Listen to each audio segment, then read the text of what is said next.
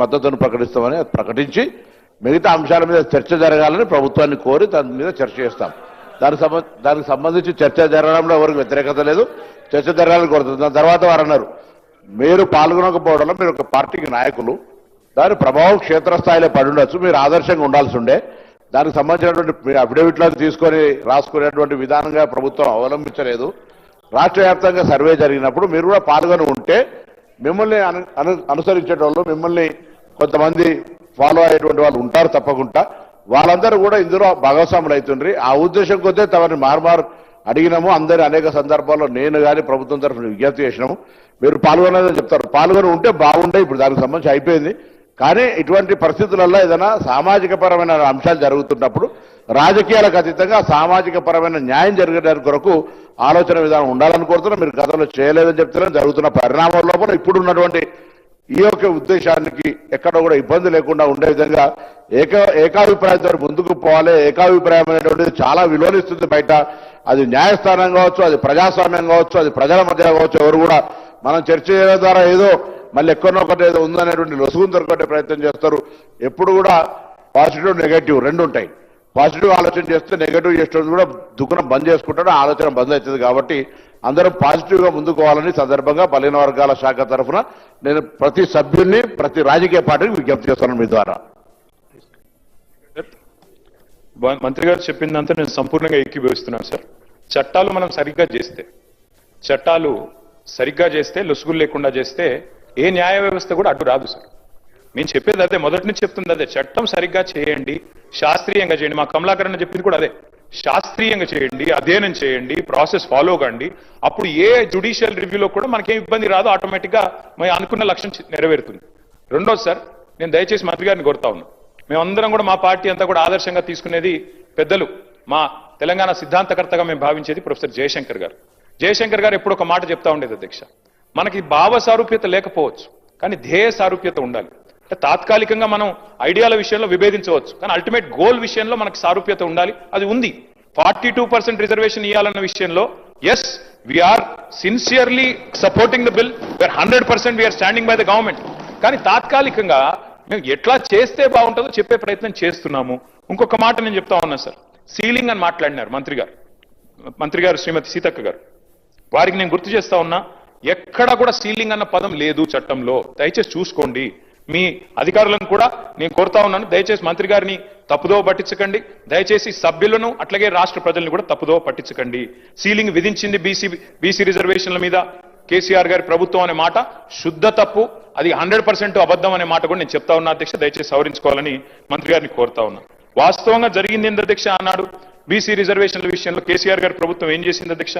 ఆ రోజు మేము మరి 2000 నేను సరిగా ఇది చెప్తాను సార్, ఆర్టికల్ 243 D6 T6 ప్రకారం బీసీ రిజర్వేషన్లు రాష్ట్రాలే ఇచ్చుకోవచ్చు అని చెప్పి మాకు ఆదేశాలు మేము ఇచ్చాం, వచ్చినాయి అధ్యక్ష. వచ్చిన తర్వాత 2018లో కేసీఆర్ గారి ప్రభుత్వం అన్నాడు ఉంటే, టీఆర్ఎస్ ప్రభుత్వం ఉంటే దాన్ని అనుసరించే మనం కొత్త పంచాయతీరాజ్ చట్టం తెచ్చాము. స్థానిక సంస్థల్లో మొదలు 34% రిజర్వేషన్ కూడా కల్పించుకున్నాం. జీవో నంబర్ 396 ఆ రోజు ప్రభుత్వం, ఇప్పుడు మీ దగ్గర ప్రభుత్వంలో ఇవన్నీ కూడా ఉంటాయి చూసుకోండి, 396 ఇచ్చారు అధ్యక్ష కేసీఆర్ గారి ప్రభుత్వం, 34% రిజర్వేషన్ కల్పిస్తూ. అయితే వెంటనే ఇక్కడ నేను ఈ విషయం వాస్తవంగా చెప్పొద్దు అనుకున్నాను అధ్యక్ష, కానీ చెప్పక తప్పట్లేదు. ముఖ్యమంత్రి గారు మరి సభ్యులను రాష్ట్రాన్ని తప్పుదోవ పట్టించినప్పుడు చెప్పక తప్పదు. వెంటనే ఆ రోజు తెలంగాణ ప్రభుత్వం కేసీఆర్ గారి నాయకత్వంలో జీవో నంబర్ 396 ఇచ్చి ఆ రోజు బలహీన వర్గాల బిడ్డలకు మనం న్యాయం చేసే ప్రయత్నం చేస్తే స్థానిక సంస్థల్లో ఒక గోపాల్ రెడ్డి అనే ఒక వ్యక్తి, మహబూబ్ నగర్ జిల్లాకు సంబంధించిన వ్యక్తి అధ్యక్ష, హైకోర్టుకు పోయారు, దీన్ని అడ్డుకున్నారు అధ్యక్ష. ఎవరు అధ్యక్ష ఈ గోపాల్ రెడ్డి గారు? ముఖ్యమంత్రి గారికి సన్నిహిత బంధువు, అదేవిధంగా కాంగ్రెస్ పార్టీ నాయకుడు.